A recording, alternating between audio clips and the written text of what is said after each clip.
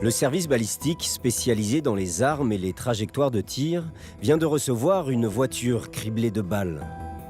À l'intérieur, on a retrouvé un seul corps, celui du conducteur.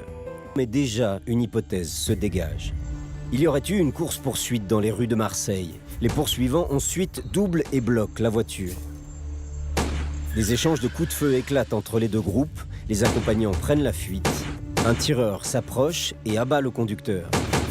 Ce crime avait également un lien avec le grand banditisme. Pour la fusillade et le meurtre de Marseille, l'hypothèse d'un règlement de compte entre bandes organisées semble donc se confirmer.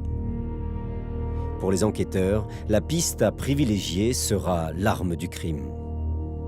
Les techniciens de scène de crime vont ramasser la phalange du doigt Ismaël Mostefaï. Ismaël Omar Mostefaï est le premier terroriste identifié. Par ses empreintes digitales d'abord, par son ADN peu après.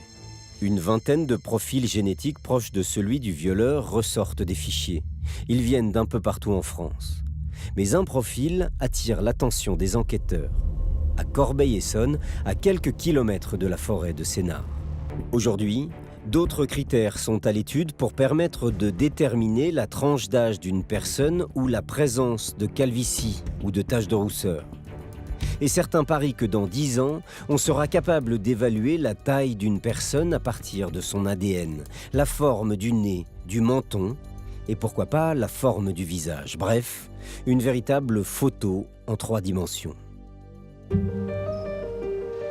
Alors, serons-nous un jour tous fichés et traçables par notre ADN? Jusqu'où iront la recherche et l'investigation scientifique?